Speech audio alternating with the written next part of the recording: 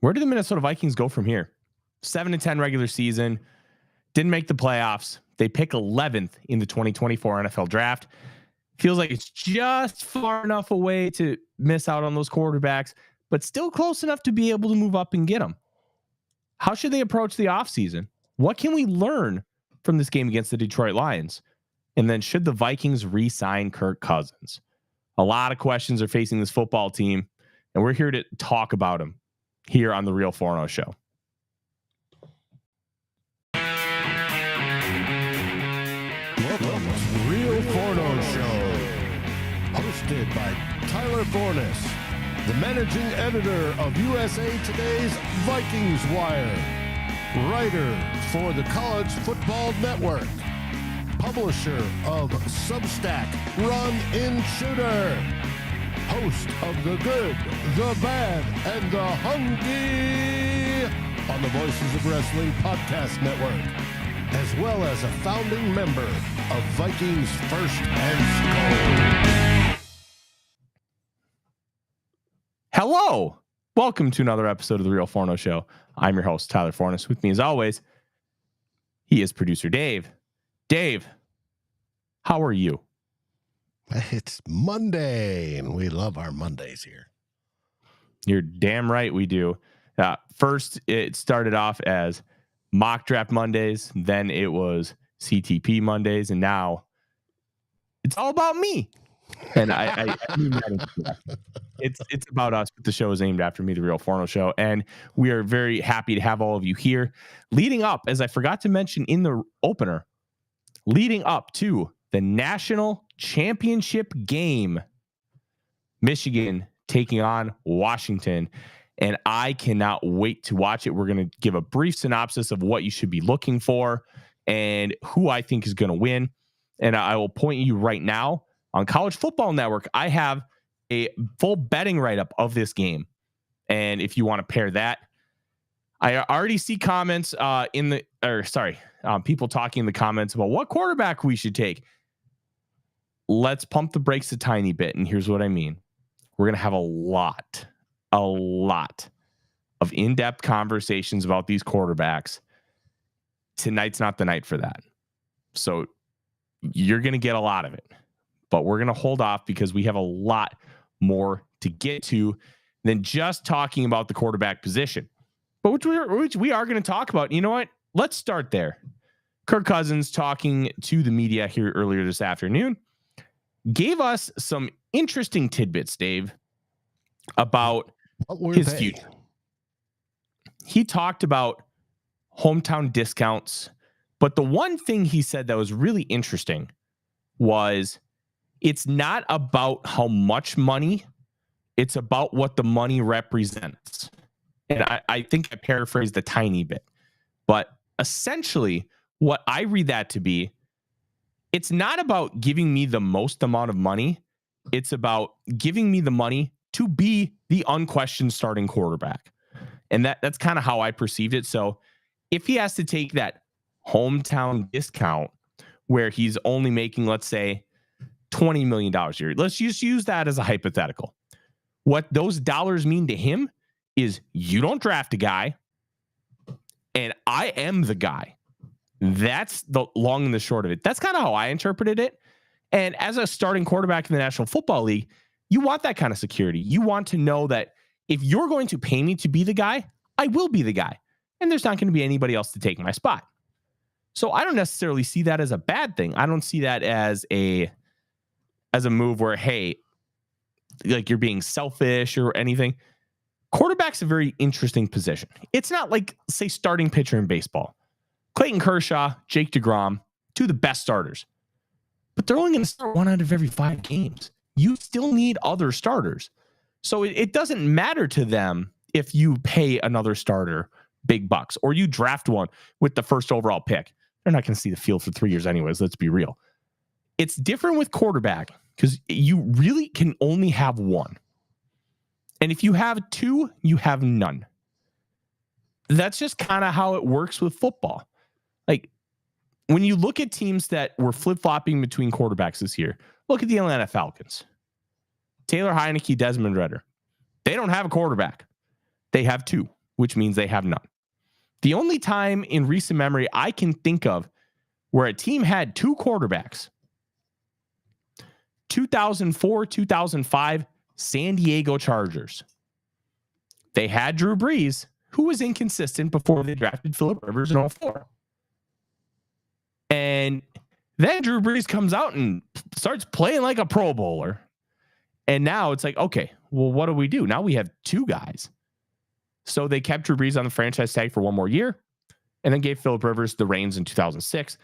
What made it easier for them is Drew Brees tore his shoulder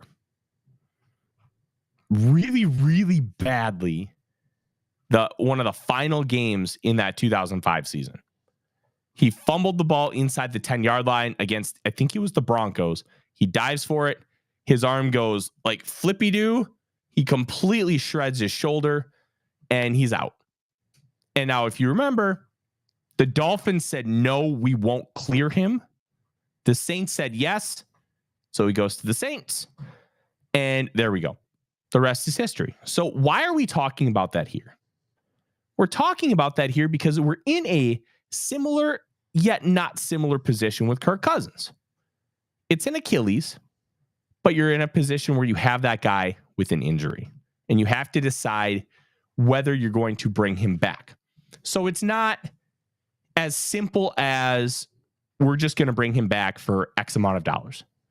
You have to determine that Kirk Cousins is going to be worth the money, whatever you pay him, and you're going to get that return on investment because you're also going to want to draft the quarterback of the future. Kirk kind of just told you he doesn't want the quarterback of the future. He wants to be the guy, which he has every right to say that. And you know what? He should say that because he wants to be the guy. Problem is he's about to be 36 years old and he has a torn Achilles. So there are a lot of questions, but it's going to be really interesting to see how the Vikings handle this. Because if you remember, Kwesi Adolfo-Mensah and the organization did have conversations with Cousins about an extension. The Vikings were willing to guarantee 2024. Cousins' camp wanted 2025 guaranteed as well. They could not come to a decision on a contract, so they tabled it until this upcoming March. They may start having those conversations earlier. Now that the season's over, you can start having those conversations earlier, and it's not going to really impact anything here long term. So the whole thing is very interesting to see how it plays out. And I do have a long article coming out tomorrow for VikingsWire.com. It's going to drop in the afternoon. I recommend you check that out. And it's going to kind of look at a lot of different angles for how the Vikings could approach it and historical precedent on what kind of money they will be potentially offering Kirk. So I recommend that. But the whole reason we're talking about it is because the offseason kind of focuses around the quarterback position. And Dave, I want to kind of get you in here because I have just kind of delivered a 10-minute soliloquy, which, look, people come here to listen to me talk. I think that's pretty dang cool. So I'm not going to complain. But I want your opinion here because this is not just a one-tiered decision. This is a decision that will have a lot of ripple effects here moving forward. My question to you is, what is your general sense on this? And when do you think we get a resolution for Kirk Cousins?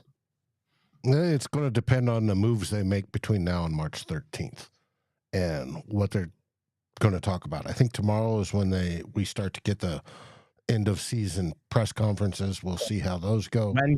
Wednesday at 1 o'clock, Kevin O'Connell will address the media. But we're going to have to see. We're going to have to get through the playoffs, see how other teams are reacting, all of that. And we're going to have to see what sort of direction, how they talk, see if they tip their hand on which way to go. It's all got to be decided by March 13th. They have to have a full decision by March 15th. Why is that date important? Let's talk about the why. Kirk Cousins' contract voids March 13th at 4 p.m. Eastern time. Why is it 4 p.m. Eastern time? Because it's when the league day starts. The league day starts every day at 3 p.m. That's an important time. Like, that's when waiver wires get processed. It's just an important time of the day. Okay. So when that time comes, if the Vikings do not have an extension, and this is the key, it's not just signing him to a new contract. They have to extend him, because right now his contract is still valid until that void time.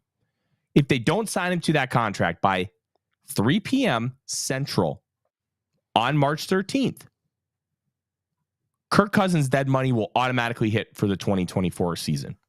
All $28.25 million. All of it. There will be no way to spread it out. It will all hit. So we will have to have some sort of resolution there, unless Kwesi decides, you know what? We're still gonna sign him, and we're gonna sign him to a little bit of a cheaper deal. And we're just gonna take the hit now to make things a lot freer for 2025. There's merit to that. You can absolutely do that and manipulate the cap. The Vikings have been trying to manipulate the cap for the better part of, I don't know, my entire life. Rob Brzezinski has been in this front office for Dave, I want to say it's the better part of 20 years. And he's just been incredible as far as how he maneuvers with money, how he maneuvers with contract language. All of this matters. All of this matters in trying to build a football team. And somebody, I think it was Aaron, mentioned it in the comments that my comrades at Score North, where we have Purple Daily on Draft, normally comes out Mondays, but because of the Natty tonight, comes out Tuesday morning. We're going to record tomorrow morning, and we'll have conversations about the Natty, which we're going to talk about here today too. They want to be done with Cousins because it's hard to build a team around Cousins right now because he just does not elevate you enough for what he's getting paid. And that's fine. There's a very valid opinion there. Cousins wasn't at fault this year for how many fumbles there were, for the massive amount of injuries to both sides of the ball. And yes, hey, Dave, Freddie just put the quote up, the full quote. Throw that up there. Freddie, thank you very much for sharing it in the comments. Bill's asking why he'll just keep saying hello. Bill, if this is your first time here, I want to say welcome. We have a pretty good community here, and everybody talks to each other regularly in the chat. So it's like you're seeing a friend. It's really cool. And it's a special spot that we have here. The quote from Kirk Cousins: God has blessed me financially beyond my wildest dreams. At this stage of my career, it's not about the dollars. It's about what the dollars represent. And that's why I interpreted it the way I did. He wants to be the guy, and he wants the dollars to reflect that he's the guy, however many dollars that is. So if he takes a hometown discount per se, because I don't think he's going to take a discount, but I think he's going to be willing to accept what he feels is fair, which would be less in Minnesota than other places. Like, I don't think he's going to go to them like, I'll take $5 million. That's a hometown discount. Like, Anthony Barr wanted to stay here, so he took $1.5 million less per year than go to New York because he just didn't feel good about going to New York. Like, that's a little bit of a discount, but it's not like what the words hometown discount kind of represent. So I'm going to be very intrigued to see what happens here with Kirk Cousins and how this manifests here moving forward, because there's a lot of elements here and we're going to be on top of it. But I at least wanted to talk about those comments and kind of lay out the groundwork for what we're going to be seeing here moving forward. And that is a very interesting element to this whole conversation, because Cousins, look, I was very down on Cousins throughout the course of the last few years. I will say, under Kevin O'Connell, he has played much better. He's been more consistent, and he's been willing to adapt his playing style, which I did not think he could do. And he deserves a lot of credit for that. And I took the L last year when he did that. And the one thing that I want to say here with Kirk Cousins, please, and I believe all of you do because you are here watching, listening. Oh, and Odie agrees too. as my wife just got home. Hello.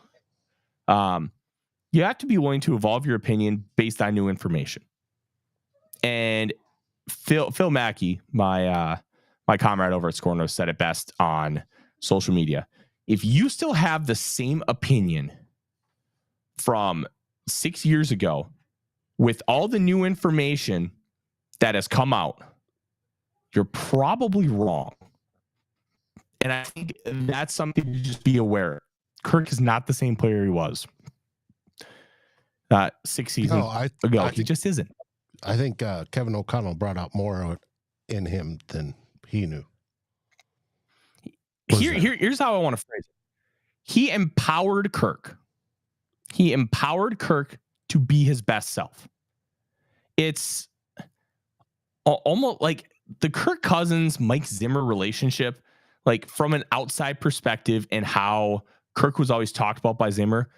It was like, for lack of a better phrase, it was kind of like an abusive relationship where it like, it's not physical, but like just mentally draining, and somebody talking down about you all the time, talking down to you, and all these different elements.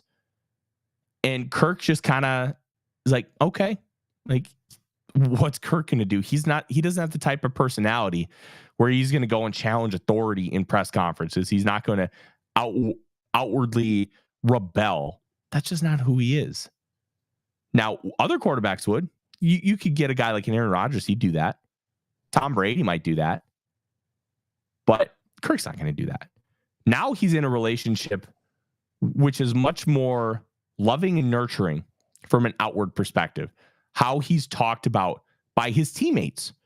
Now, how he's talked about by the coaching staff and the front office. It's all positive. It's, I love you. Oh, I love you too. You know, it's just different. And having that type of culture, and it's one of the reasons why I've talked about culture a lot. Culture matters. You go to a workplace, it's something that you absolutely love to do. If you love to work at McDonald's, okay, you love what you do. You love being a fry cook. You love helping people at the counter. But your managers are jerks. That sucks. And you're just going to start to not like your job anymore. But if you go over to Burger King and you're able to do the same thing, but the managers treat you like family and they care about you and they make sure you're doing great all the time, you're going to have a much better time. That's kind of where we're at with Kirk Cousins. And we're going to kind of wrap up this topic because we're going to talk a lot about Kirk Cousins this year, and we have a lot more to get to. But it's a very important conversation to have, because what the Vikings do with Kirk Cousins is going to determine a lot about how this organization moves forward. And it's going to be very interesting to see. And how much money they have to spend to help fill holes. It does. Mm-hmm. It all plays together. Yes, it does.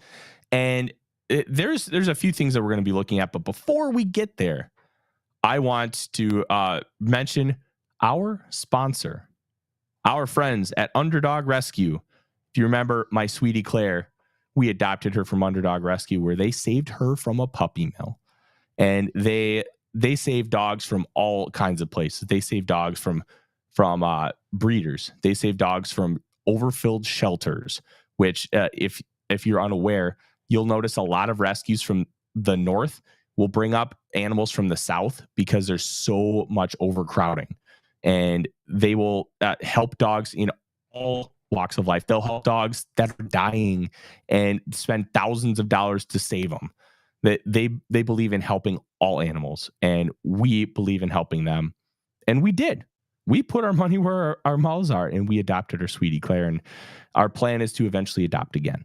So if you want to save a life, if you want to help an animal, go check out Underdog Rescue, underdogrescuemn.com, and look at all the beautiful animals that are available for adoption. Or if you can't, they are always looking for donations to help the animals. And you can do any denomination, tax deductible. Help out a furry friend in need. UnderdogRescueMN.com. I know we would appreciate it, considering we both have furry friends. Odie is still with us. And then Dave's got Big Ol' Merlin, which Merlin is just a freaking great name for a dog, by the way. I don't know if I've told you that. I love it. It's fantastic. UnderdogRescueMN.com.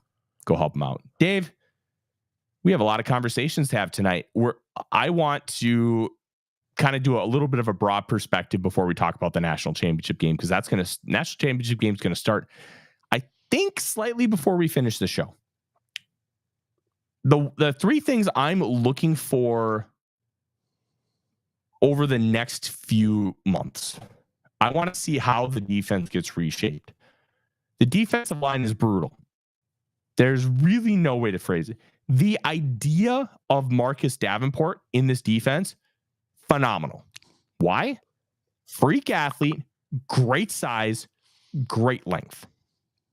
He's got everything you want in a versatile piece that you can move around, that you can have do a ton of different things.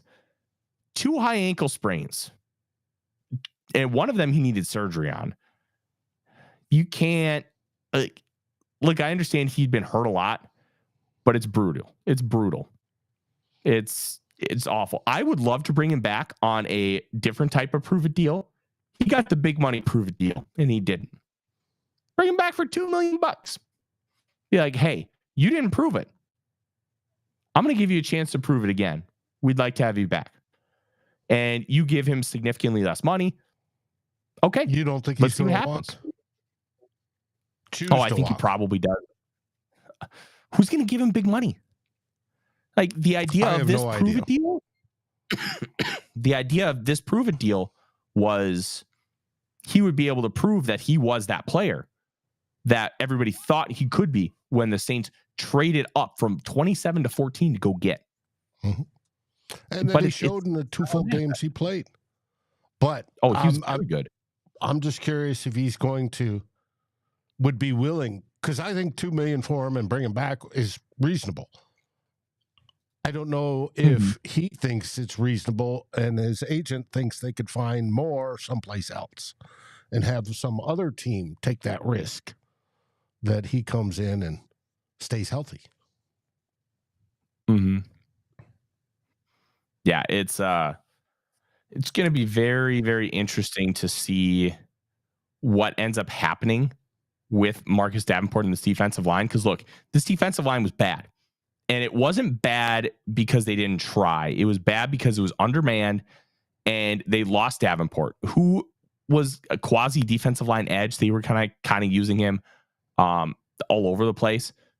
And they signed Dean Lowry, who tore his pec after I think like 7-8 weeks. He tore it in the Green Bay Packer game. They had James Lynch in his 4th year, who was turning out to be a very serviceable player, tore his ACL in camp. Jonathan Bullard, very serviceable player, vet minimum guy. Great to have in your rotation. You don't want him as a starter. I'd like to bring him back, keep him around because I think he's valuable. But otherwise, it's pretty much Harrison Phillips. Kyrus Tonga keeps showing flashes at times, but he's not consistent. And Jaquan Roy, who knows what you're going to get out of him? He's a 5th round pick, high 5th round pick, like borderline 4th. And he was at one point projected to go in round 1, but he couldn't see the field. And when he did, he then ended up getting hurt. I think he played less than 200 snaps overall. It's hard to project a guy forward when he's not playing. And he wasn't playing because he was injured. He did get hurt, but that's not why he wasn't playing early on. You have to revamp this defensive line. You need a nose tackle badly. You need to find a nose tackle. Harrison Smith is not a nose tackle. Harrison Smith can do a lot of really good things for you. Playing nose in this style of defense is not what he's good at. So they need to find that. Freddie asked if I expect Danielle Hunter to be a Viking next year. I do. I think he's going to be a Minnesota Viking. I don't see a real scenario where he's going to go anywhere else. The Vikings gave him that much money in July. That's a good faith deposit. They didn't have to do it. They could just said, no, eat it. You're going to get what you got. And we don't have to give you anything. Eventually, like, holdouts will end. It's not like it was 20 years ago. Things are just different now. The NFLPA really conceded a lot on holdouts. I'd have to go back and do a lot of research. I'm not quite sure what they got in return for it, but I'm sure they got something that they really, really wanted. Probably had to do with insurance benefits is my guess, but we'll see. You have to figure out a way to do something. Edge rushers in need as well. But it all boils down to this. Brian Flores' defense. And it was a very frustrating end of the season. After that shutout against the Raiders, they allowed 121 points in 4 games. Not great. But the Vikings did finish as the 17th overall defense in total defense, which is yards per game, and 13th in points allowed per game. With this roster, let's just be honest with ourselves, Dave, not very good when it comes to defensive players. It just isn't. And it's not because that they're necessarily bad, but they're not high-end players. We don't really have high-end players on defense. You have Danielle Hunter's probably like an 8.5 or 9 out of 10 at edge. You have 3 safeties that are probably like 6.5 to 7 out of 10. You have Harrison Phillips, who's probably a 7 out of 10. Your Byron Murphy's maybe a 7 out of 10 at corner at best. And the rest of the guys are like 4s and 5s. But the reason why the defense worked is it was schemed up so well. And when it's schemed up well, you can mask a lot of the deficiencies when it comes to talent. Eventually, the lack of talent comes home to roost, and it did in a bad way at the end of the season. The schemed up stuff just wasn't working as well. The communication broke down in a massive way. And if you want to keep this going, you have to bring in more talent. So how is Brian Flores going to add more talent? That's going to be a real key here, Dave. Adding talent to this defense. Mm-hmm. And that should come through free agency and the draft. And for free agency, the more money you have to spend, the better quality you can you can target to go get. Yesterday, it seemed like they were emptying the cupboard. I saw Jalen Williams out there, and I go, who in the world is that? You know, I know Joanne Williams was out there as well, but I know who Joanne was. But when I saw Jalen, I was like, you know, and I had to look him up on the roster. I literally didn't know who it was. It got that bad on the defensive side. And what Flores did with what he had was remarkable, especially in that middle section of the season where he was shutting people down. And we had players that was a thing of beauty. But the defense has a ton of holes that needs to be addressed in this offseason. Part of it through free agency and part of it through the draft. Yeah, absolutely. And the big thing was why Jalen Williams played is because Mekhi Blackman and Byron Murphy Jr. were out. And all of a sudden, Jalen Williams, who's a rookie free agent out of Indiana, becomes your 4th cornerback. Not a great situation. But Andrew Booth Jr., I didn't really have any issues with how he played as far as looking at like the television broadcast. Didn't really see him making a lot of errors. And then the PFF grade was relatively nice to him as well. Like maybe we have something with Booth. I genuinely don't know. So here, I want to address the Caleb Evans because Aaron said I thought Evans was going to shine this year. Depends on what games you're watching because he was very good until like the Bengals game. The Bengals game, he was okay. And then it was almost like he completely lost his confidence and got into a massive, massive funk. And if you remember Xavier Rhodes, all pro in 2017, pretty good in 2018, 2019, completely lost it. And some of it's a very mental position. You need to play with confidence. You need to play with a lot of technique. You need to do all of those things. But if you're not confident, how in the world are you supposed to play with confidence? And I think the season being over is probably the best thing for Evans. He needs a break. He needs time to get his mind right. He needs time to kind of figure things out. And now he's got it. So I think I'm still high on Evans. I still believe he can be a starting cornerback because I'll be honest, he was a starting cornerback a good one, until about the Bengals game. And then he just had a really bad end of the year. Get his mind right, take a vacation, and let's get back at it in July once training camp starts. Like, I'm not super concerned with him long term, but he did struggle, and there's really no ifs, ands, or buts about it. Last thing, how far is this team from competing? Look, if you would have told me that this team finished 12-5, I wouldn't have batted an eye. Why? They kept getting in their own way. Teams didn't whip their butts. The Vikings whipped themselves, except for the Packer game.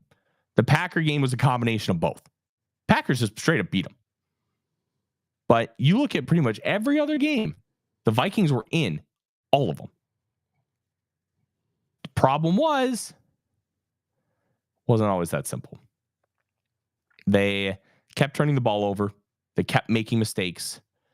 And you can't keep doing that if you want to win football games long term. You just can't. And I think that they're closer to competing considering the coaching that they have, but you have to keep the coaching in place.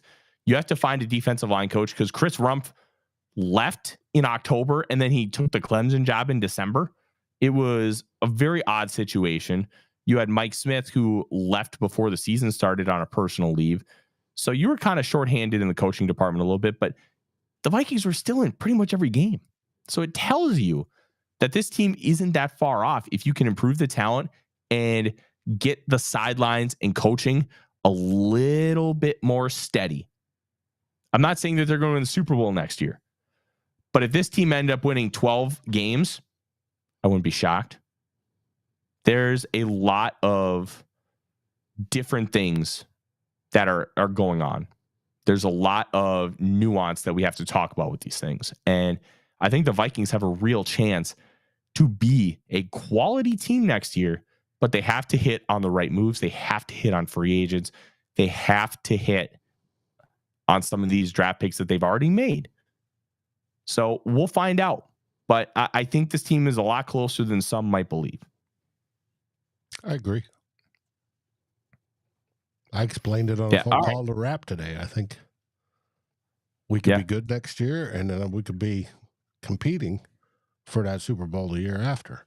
But anything can happen during the season, and you could hit on the right people this offseason, whether it be through free agency and the draft, and that's enough to take you over the top. Mm-hmm. Yeah, absolutely. Let's answer a couple questions from the comments. And if you guys are listening on podcast, don't forget, every Monday and Wednesday night at 6:05 p.m. Central Time, we're live on YouTube. And you can join the comments, and we don't answer every single question in the comments, but we try to get to a bunch of them. Freddie asks, are we going to trade it for Drake May? We're going to have an entire episode where all I do is break down different trade scenarios and why it makes sense, why it doesn't, and talking about these quarterbacks. But you got to remember, I haven't watched all the quarterbacks in depth yet. I've seen them live, but watching the all 22 is just different. And then Josh Bunkers, tease me Forno, can we go into the 2024 draft with an extended Mullins penciled in a quarterback? Look, you might go into the 2024 season with Mullins penciled the quarterback. He's under contract, $2.25 million. And if you need to give, hypothetically, a Michael Penix Jr., a JJ McCarthy, a Jaden Daniels, 3 or 4 games, Mullins can start those games. Yeah, it's not the perfect scenario, but it's objectively fine. And I'd have no issue with that. So, like, Mullins will at least give you a baseline. And I think that's really important here.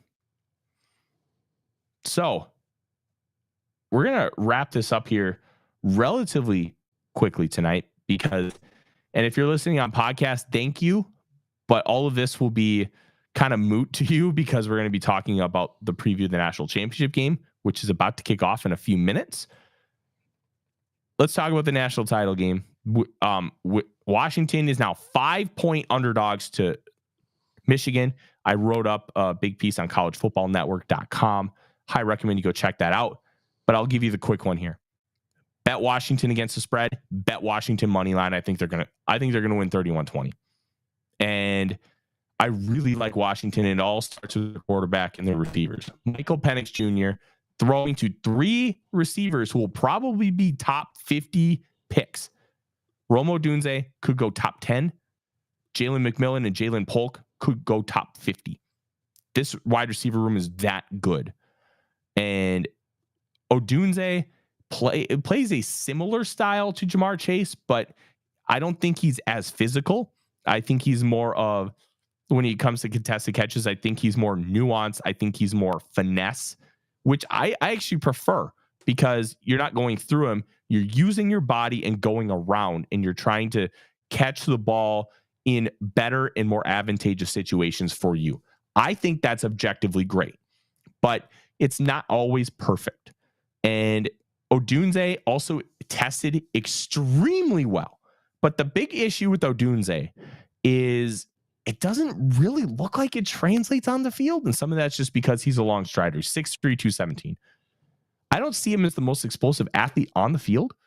I think he's a really good athlete, not a great one as far as the film tells me. He'll probably test off the charts, but I think he's a really talented player. And then McMillan and Polk, like, if you just double Odunze, guess what? Polk and McMillan are going to torch you.